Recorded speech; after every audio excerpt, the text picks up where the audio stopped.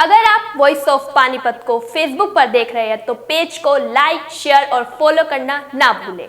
और अगर यूट्यूब पर देख रहे हैं तो चैनल को सब्सक्राइब जरूर करें और बेल आइकन भी जरूर दबाएं ताकि हर ताजा अपडेट सबसे पहले पहुंचे आप तक। अब अपने लघु उद्योग को पहुंचाइए आसमान की बुलंदियों तक। पानीपत में आलिशान ग्रुप लाए हैं हरियाणा का पहला सेंट्रल गवर्नमेंट द्वारा अप्रूव्ड आलिशान इको टेक्सटाइल पार्क, जहाँ state government subsidy, common infrastructure, R&D testing lab, training centre, workers hostel और भी बहुत कुछ। अब हर मुश्किल आसान है। अभी अप्लाई करें इंडस्ट्रियल प्लॉट्स और मल्टी स्टोरी फैक्ट्रीज के लिए। आलिशान इको टेक्सटाइल पार्क। अधिक जानकारी के लिए विजिट करें विलेज दीवाना, opposite police line, NH1 GT road, Panipat, और कॉल करें 8950690021।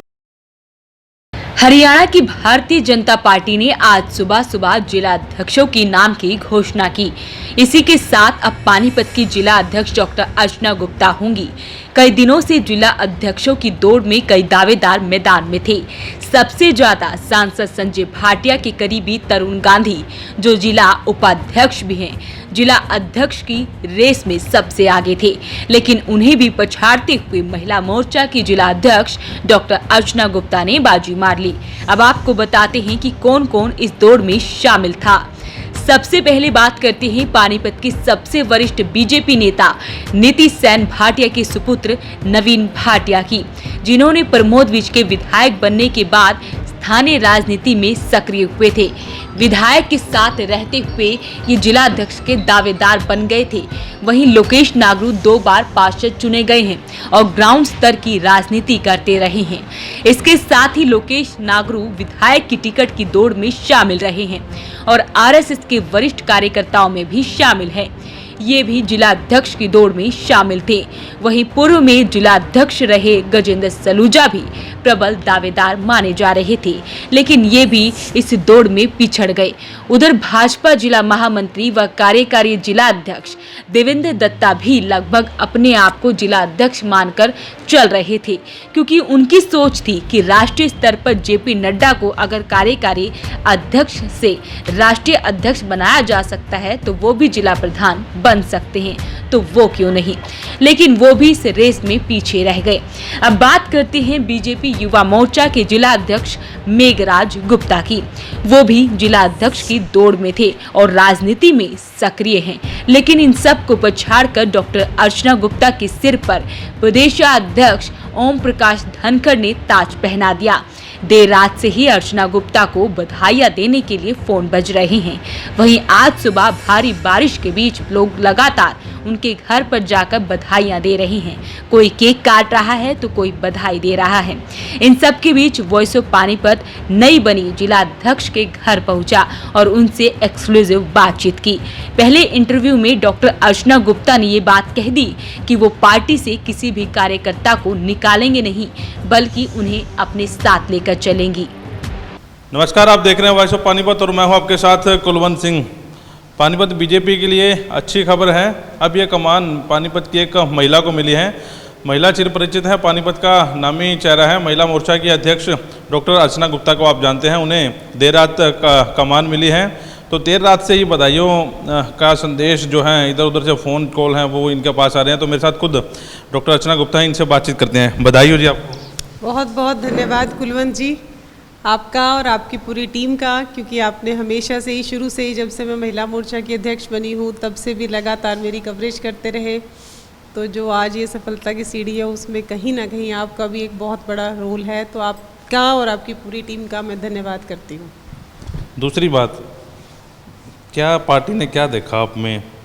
और एक चीज़ अच्छी ये लगी कि आप राजनीति से दूर रही, पानीपत की राजनीति से। क्या इसका इनाम मिला आपको? देखिए कुलवंत जी, मैं एक बात आपको कहना चाहती हूँ कि मैं जब महिला मोर्चा पानीपत की जिला अध्यक्ष मेरे को बनाया गया, उससे पहले मैं संगठन में काम करती थी। विश्व हिंदू परिषद में मैंने काम किया, उसमें पहले मेरे पास पानीपत की जिम्मेवारी रही, फिर उसमें मेरे पास हरियाणा की जिम्मेवारी रही। तो जब आपके पास संगठन की ड्यूटी होती है तो आपको संगठन ही हमारा कैसे आगे बढ़े, तो उसी का फोकस मेरा पहले भी 4 साल रहा जब तक मैं महिला मोर्चा की अध्यक्ष रही, और उसी फोकस को रख के मैं आगे भी काम करना चाहती हूँ। और जहाँ तक आपने बोला कि पानीपत की राजनीति से आप दूर रही, राजनीति से मतलब आपको पता है किस तरह की राजनीति चल रही थी पानीपत? राजनीति से दूर रहने का वही मैं आपको बता रही हूँ कि मैं ये मानती हूँ कि हमारे संगठन ने आपको जिस चीज़ का दायित्व दिया है, अगर हम उस पर ही फोकस करके आगे बढ़ेंगे तो ही हम अपने पद के साथ एक, आप ये कह सकते हो कि पद की गरिमा को कायम रख सकते हैं। तो जो हमें पद मिला है हमें उसी पे फोकस करना चाहिए, उसी को ध्यान में रख के काम करना चाहिए। अंदर की बात, किसी के सिर पे संजय भाटिया जी का आशीर्वाद था, कोई कहीं से अपनी सिफारिश लेके आ रहा था, कार्यकारी अध्यक्ष जो थे वो भी दौड़ में थे, तरुण गांधी भी दौड़ में थे, तो आपके ऊपर किसका आशीर्वाद था? कहाँ से लिया ये कुर्सी?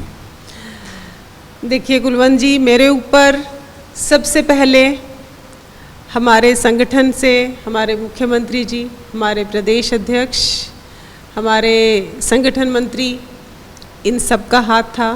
उसके बाद जितना भी जो मुझे पद दिया गया उसके साथ जो मैंने काम किया, तो कहीं ना कहीं हमारे संगठन ने उस काम का जो है मुझे आज ये फल दिया है कि, और तीसरी बात, हमारी जो पार्टी है वो महिला सशक्तिकरण, जैसे कि प्रधानमंत्री जी ने पानीपत से बेटी बचाओ बेटी पढ़ाओ का नारा भी दिया, और आपने देखा है कि हर चीज़ में महिलाओं को आज सशक्त करने में हमारे प्रधानमंत्री जी एक बहुत बड़ी भूमिका निभा रहे हैं। इस बार लाल किले के प्राचीर से भी उन्होंने भाषण में कहा कि आज हमारी जो महिलाएं हैं वो फाइटर प्लेन्स भी उड़ा रही हैं और कोल माइंस में भी काम कर रही हैं।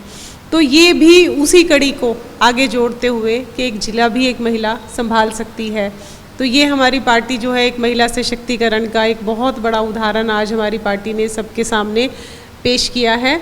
तो इसलिए ये मेरे संगठन का हाथ है और हमारी पार्टी का हाथ है, हमारे मुख्यमंत्री जी का हाथ है।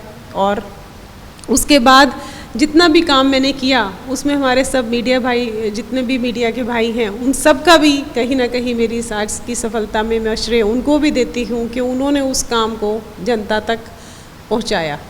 महिला मोर्चा का जब पद था आपके पास, आज के बाद तो पद किसी और के पास चला जाएगा। अंदर का सवाल, डॉक्टर अर्चना गुप्ता किसको देखना चाहती हैं महिला मोर्चा के पद पर, कि आपकी टीम में ये ठीक थी, इसको महिला मोर्चा का दायित्व जो है? देखिए कुलवंत जी, ये भी आपने जो एक अंदर का सवाल पूछा है, मैं इस मामले में अपने आप को बहुत ज़्यादा भाग्यशाली मैं आज आपको कहती हूँ कि मैं एक बहुत भाग्यशाली महिला इस तरीके से थी कि पिछले 4 साल में, पिछले साल 5 सितंबर 2016 को मुझे ये पद मिला था, तो अब ऑलमोस्ट 4 साल ही होने वाले हैं। तो जो मेरा टीम थी ना, वो टीम में चाहे मेरे महामंत्री थे, चाहे मेरे मोर्चा के मंडलों के अध्यक्ष थे, चाहे आगे मंडलों की पूरी कार्यकारिणी थी, चाहे मेरे पास कुछ जो प्रदेश की बहनें पानीपत में थी, तो मेरी जो टीम थी वो इतनी मजबूत थी कि वो टीम जो है वो एक सफलता का, महिला मोर्चा ने जितना काम किया उसको पूरे प्रदेश में उसकी सराहना हुई और उस टीम की वजह से मैं काम कर पाई। और उस टीम में बहुत सारे मजबूत चेहरे हैं, लेकिन हमारे यहाँ जो भी काम होता है वो एक संगठनात्मक काम होता है। तो उन चेहरों में से कुछ लोगों को चुना जाएगा और फिर संगठन उसके ऊपर जिसकी भी मोहर लगाएगा वो हम सबको मान्य होगा। लेकिन हमारी टीम बहुत मजबूत थी, उस टीम में काफ़ी सारे नाम हैं, जो मतलब इस टाइम ऐसा भी नहीं है कि मैं एक नाम आपको कह सकूं, पर this was a team work. चाहे वो गाँव में काम करना हो जाकर, चाहे वो शहर में काम करना हो, हमारी टीम इस बार इतनी मजबूत रही कि एक गांव तक हमारी टीम पहुंची और पढ़ी लिखी महिलाएं हमारे साथ इस बार जुड़ी, और ऐसी महिलाएं भी जुड़ी जिनको गांव में जाके भी काम करने में कोई गुरेज नहीं था। उनको ये नहीं लग रहा था कि हम गांव में जाके काम कैसे करेंगे। तो एक मजबूत टीम हमारे पास है और जो भी संगठन जिसका चुनाव करेगा वो सबको मान्य होगा। ऐसे महिला मोर्चा रहते 4 साल हो गए आपको, होने वाले ऑलमोस्ट, क्या बड़ा काम किया भी, ये काम संगठन की नज़रों में आ गया अभी डॉक्टर अर्चना गुप्ता ने पानीपत में, ये बढ़िया, क्या बड़ी उपलब्धि मानती है? देखिए काम तो देखो हमारे मोर्चे ने बहुत सारे फ्रंट्स पे किया। सबसे पहला काम था कि हर वर्ग से, चाहे वो गांव हो चाहे शहर हो, हर वर्ग से, चाहे वो डॉक्टर हो, चाहे वो वकील हो, चाहे सीए हो, हर वर्ग से हमने, चाहे वो खिलाड़ी हो, चाहे वो कोई सरपंच हो, चाहे कोई ब्लॉक समिति के मेंबर्स हो, हमने हर वर्ग से महिलाओं को जोड़ने की अपने साथ कोशिश करी। और उसमें हम काफ़ी हद तक सफल भी रहे। तो एक तो चीज़ ये थी कि एक बहुत बड़े मजबूत संगठन को महिला मोर्चा के तौर पर हमने खड़ा किया। दूसरी बात ये थी कि जैसे अब पिछले दिनों कोरोना की महामारी आई तो काफ़ी लोगों को पता भी है और आपने भी इस चीज़ को पहले एक इंटरव्यू के माध्यम से लिया था, पर मेरी पूरी की पूरी महिला मोर्चा की टीम ने 1 लाख मास्क जो हैं, फेस कवर जो हमारी पार्टी का आदेश था, 1 लाख मास्क महिला मोर्चा की बहनों ने खुद अपने हाथों से बनाए और जितने भी लोगों को ज़रूरत थी उनको वितरित किया। कोई मास्क हमने पैसे दे के कहीं से नहीं बनवाया, ये उनका खुद का काम करके उन्होंने सबने दिखाया और ये कोई मेरी ताकत नहीं थी, ये मेरी पूरी की पूरी टीम की ताकत थी। और जैसे जैसे संगठन का आदेश आता रहा उसी तरीके से हमारा महिला मोर्चा काम करता रहा। लेकिन उसके अलावा चाहे कोई सफाई अभियान था, चाहे महिलाओं को काम दिलवाने का कोई काम था, या कहीं पर भी घूंघट के लिए आवाज़ उठाने वाली कोई बात थी, तो हर तरीके से हमने, या महिलाओं को चौपाल में लेके जाने वाली बात थी, ये सब चीज़ों के ऊपर जो है हमारी महिलाएं लगातार आवाज़ उठाती रही और एक मजबूत संगठन हमने कायम किया। तो यही मैं एक बहुत बड़ी अपनी अचीवमेंट मानती हूँ कि, और सबसे बड़ी बात हमारे यहाँ के विधायक थे प्रमोद विज जी, महिपाल ढांडा जी, हमारे सांसद संजय भाटिया जी और पवार साहब जो इसराना से हमारे कैबिनेट मंत्री थे, सभी ने हर एक क्षेत्र में सबका मुझे सहयोग मिलता चला गया और सबके सहयोग की वजह से ही हम इतनी बड़ी महिला मोर्चा की टीम भी स्थापित कर पाए और उनके सबके सहयोग की वजह से ही हम गांव-गांव जाकर काम भी कर पाए। तो मैं पानीपत की भी पूरी टीम को बधाई देती हूँ, क्योंकि मुझे तो भाजपा में हमारे जो पानीपत शहरी से विधायक हैं माननीय प्रमोद विज जी, मैं उन्हीं की खोज हूँ। उससे पहले तो मैं विश्व हिंदू परिषद में काम कर रही थी, वो और हमारे जो जिला के महामंत्री थे देवेंद्र दत्ता जी, वो ही मुझे इस टीम में लेकर आए थे। तो उन सब का एक, मैं कहती हूँ, एक सबका इकट्ठा प्रयास था कि हम इतना मजबूती से काम कर पाए। अब आप शहर की सक्रिय राजनीति में आ रही हैं। शहर की में गुटबाजी आपको पता है, अलग अलग गुटबाजी चल रही है आपकी उसमें। इस गुटबाजी को दूर करने के लिए जल्दी मीटिंग बुलाने वाली है, क्योंकि बीजेपी में कहा जाता था कि बीजेपी एक सभ्य पार्टी है, गुटबाजी नहीं है, भ्रष्टाचार मुक्त पार्टी है। लेकिन भ्रष्टाचार भी आपने पिछले दिनों देखा पानीपत में, पिछले टर्म की बात की जाए। और अब जो है इस गुटबाजी को दूर करने के लिए क्या प्रयास करेंगे? देखो कुलवंत जी, आपके माध्यम से मैं आज एक ही बात कहना चाहती हूँ कि अब पानीपत में जो है एक ही गुट होगा और वो गुट है भाजपा, भारतीय जनता पार्टी। मैं ये मानती हूँ कि सबको साथ लेके, जैसे महिला मोर्चा में मैं सबको साथ लेके चली, सबका ही मुझे समर्थन विश्वास हासिल हुआ, वही मैं मानती हूँ कि अब भी मैं किसी एक व्यक्ति के लिए काम करूं या किसी एक व्यक्ति को हम सोचें कि ये उसका गुट है, ऐसा कुछ भी नहीं है। मेरा एक ही गुट है, वो है भारतीय जनता पार्टी। मैंने 3 काम मैंने सोचे हैं। जैसे आज सुबह से मुझे आदेश प्राप्त हुआ है, पहली बात तो मैंने ये सोचा है कि भारतीय जनता पार्टी को मुझे अब गांव-गांव तक लेके जाना है। हर गांव में जो है, मेरे जैसे 4 विधानसभाओं में, 3 विधानसभाओं में गांव लगते हैं, एक तो पानीपत शहरी विधानसभा है। मेरी कोशिश ये रहेगी कि हर गांव में हमारा संगठन जो है वो मजबूत हो। उसके अलावा सब लोग किसी एक व्यक्ति विशेष के लिए काम ना करें। हर व्यक्ति जो भाजपा से जुड़ा हुआ है वो भाजपा के संगठन की मजबूती के लिए मेरी कोशिश रहेगी कि वो काम करें। तीसरा ज़रूरी काम कि महिलाओं को सशक्त करना, कि क्या हमारी महिलाएं भी कोई मंडल अध्यक्ष बन सकती हैं। जैसे मेरे को जिला अध्यक्ष बनाने की बहुत बड़ी जिम्मेवारी दी, तो उसी तरीके से क्या महिलाएं भी मंडल अध्यक्ष बन सकती हैं? क्या महिलाएं भी और मोर्चों की अध्यक्ष बन सकती हैं? महिलाओं को और आगे लेके आना और महिलाओं को एक ये चीज़ महसूस करानी कि राजनीति में महिलाओं के लिए भी एक गरिमामय पद हो सकता है। वो विश्वास, हालांकि मैंने बहुत सारी महिलाओं को ये विश्वास दिलाया और आपने पिछले दिनों देखा भी होगा, महिला मोर्चा में बहुत सारे वर्गों से महिलाएं जुड़ी। तो वो एक मेरा प्रयास रहेगा कि गांव तक भी अगर हम जाएं तो और महिलाएं जुड़े। जैसे कि आपने पिछले दिनों देखा होगा, हमारे मुख्यमंत्री जी ने घोषणा करी कि पंचायत के जो अब निकाय जो चुनाव होंगे उसमें 50% तक महिलाओं की भागीदारी रहेगी। लेकिन उसके ऊपर मैं एक और चीज़ कहना चाहती हूँ कि मैं जैसे गांव-गांव जाती हूँ, मैं देखती हूँ कई बार कि महिला सरपंच तो होती है, लेकिन वो महिला सरपंच कहीं ना कहीं एक्टिव नहीं होती। उनके कोई जो हैं घर के लोग जहाँ पर भी ज़रूरत होती है कि वो एक्टिव होते हैं। तो वो मेरा एक प्रयास रहेगा इस बार कि अगर कोई भी महिला सरपंच है या कोई भी महिला पार्षद है तो वो एक्टिव भूमिका निभाए। ये ना हो कि उसका परिवार का कोई, मैं मानती हूँ कि परिवार के जो मान लो आज मेरे हस्बैंड ही हैं तो मेरे को वो पूरी तरीके से सपोर्ट करते हैं। ये नहीं मैं कहती कि परिवार के सपोर्ट के बिना कोई महिला आगे बढ़ सकती है, लेकिन अगर किसी महिला को कोई पद मिला है तो मेरा ये मानना है कि उस महिला को ही वो एक्टिव भूमिका निभानी चाहिए। और कहीं ना कहीं उस महिला को एक्टिव करने में मैं कोशिश करूँगी कि अगर जितनी भी हमारी महिला सरपंच बनी है या और भी महिलाएं जिस भी पद पे हैं वो घर से बाहर निकलें और घर से बाहर निकलकर फील्ड में काम करें। ये एक मैं बहुत बड़ा जिम्मेवारी जो मैं समझती हूँ या चैलेंज भी मैं समझती हूँ कि वो है मेरे सामने इस टाइम। लेकिन मेरी पूरी कोशिश रहेगी कि उन महिलाओं को मैं आत्मविश्वास से भरूँ कि अगर आपके पास पद है तो आप ही आएँ, आप ही माइक संभालें और आप ही बोलें। अब क्योंकि एक तो महिला है, दूसरा बेटी बचाओ बेटी पढ़ाओ अभियान की शुरुआत भी पानीपत से की थी।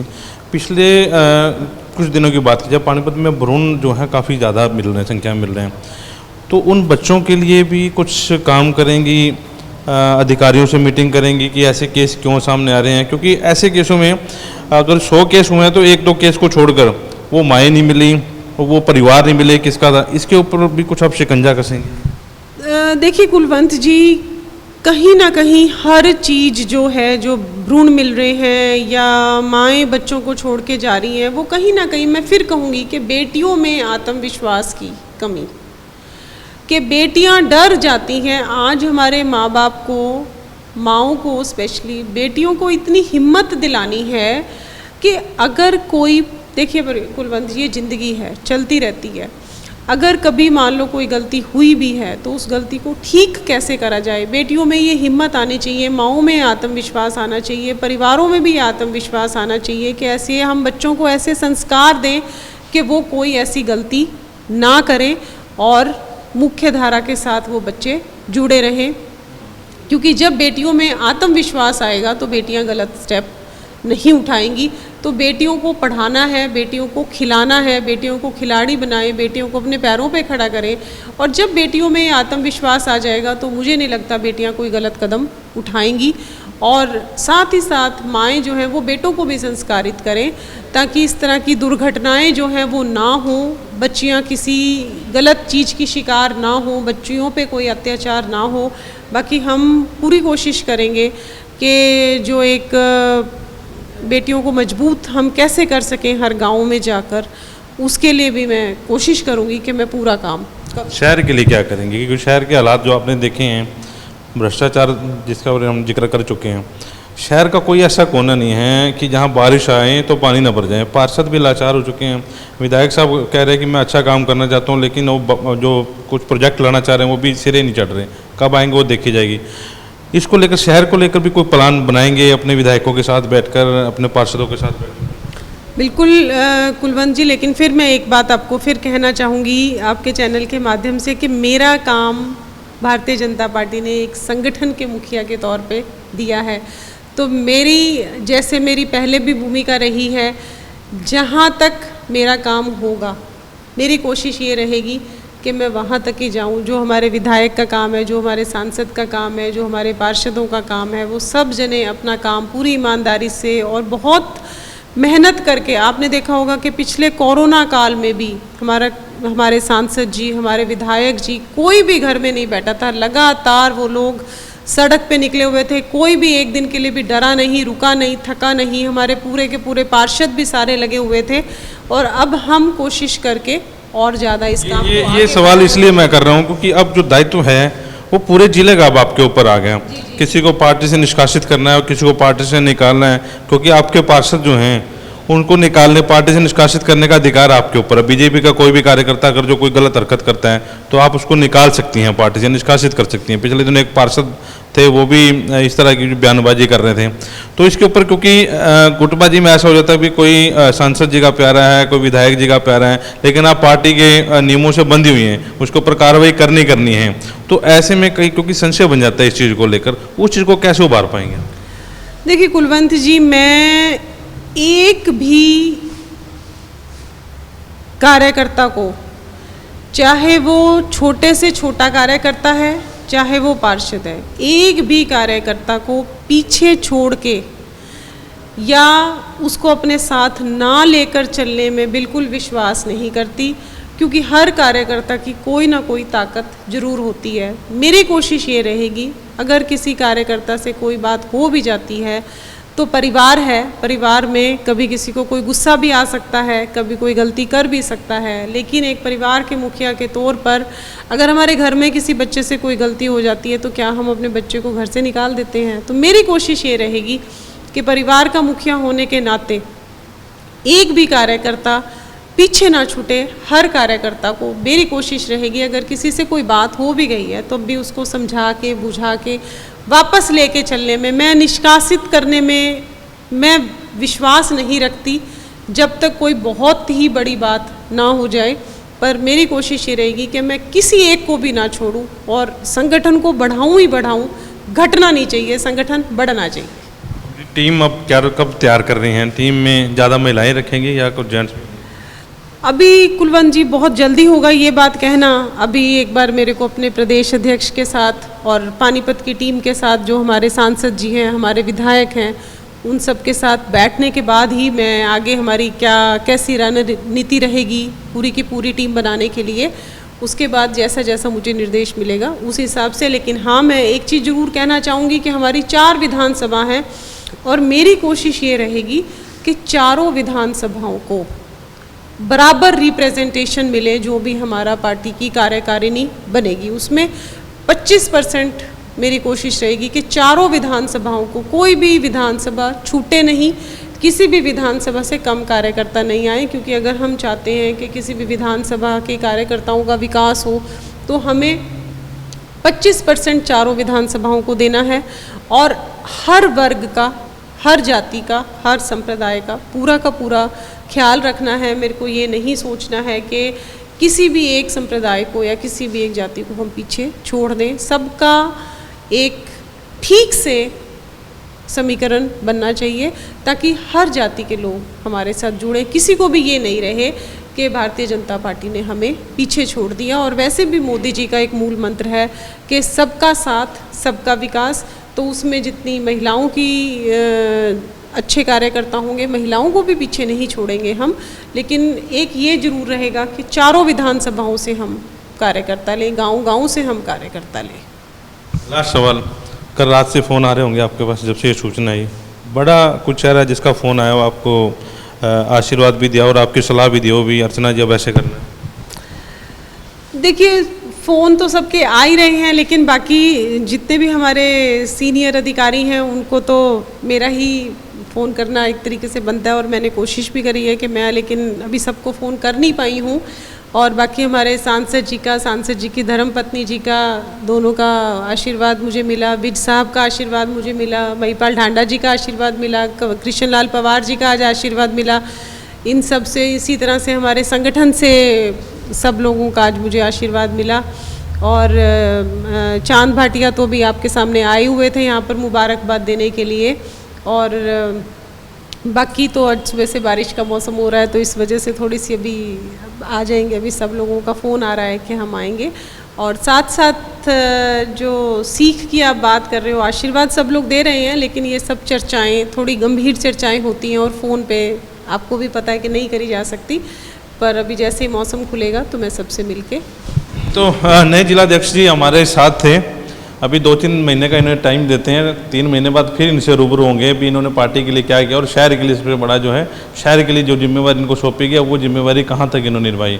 तो इस खबर को, इस इंटरव्यू को ज़्यादा से ज़्यादा वायरल जरूर करें, ताकि हर आम आदमी तक इनकी जो बातें हैं, जो कई हुई बातें हैं वॉइस ऑफ पानीपत के माध्यम से, वो पहुंच सकें, ताकि आप लोग भी 3 महीने बाद हमसे जो है जवाब तलब जरूर करें कि जो डॉक्टर अर्चना ने आपके चैनल के ऊपर बात कही थी वो पूरी हो पाई या नहीं हुई। वॉइस ऑफ पानीपत के लिए प्रदीप पंचाल के साथ कुलवंत सिंह। 25 सालों से पानीपत शहर का सबसे भरोसेमंद showroom Balaji electronics. Balaji showroom करे आपके जीवन को और भी कंफर्टेबल। फेस्टिवल धमाका ऑफर बालाजी इलेक्ट्रॉनिक्स में 32 इंची स्मार्ट LED केवल 12,990 रुपए में। साथ ही सभी प्रोडक्ट पर आकर्षक ऑफर, 0% ब्याज और आसान किस्तों में। लैपटॉप की भरपूर वैरायटी बालाजी शोरूम में। साथ ही सभी कंपनी के मोबाइल मिले बालाजी शोरूम में। बालाजी शोरूम GT रोड के साथ साथ सनोली रोड पर भी उपलब्ध। आज ही आइए और फेस्टिवल धमाका ऑफर का फायदा उठाइए।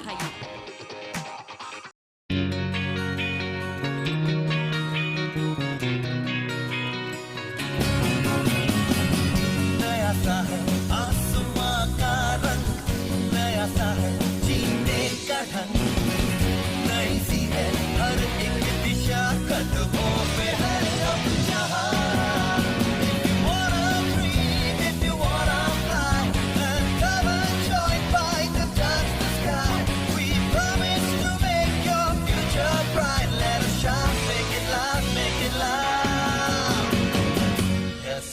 Yes, Byte. Yes, Byte is the right choice for you. B-I-E-T, Byte. Yes, Byte is the right choice for you. हाँ सपने, हाँ सपने, हाँ सपने, जो अपने, जो अपने, जो अपने। Intellectual study with joy and fun together. Geeta Group of Institutions, Panipat. India today and world tomorrow. पूरे होंगे सारे सपने।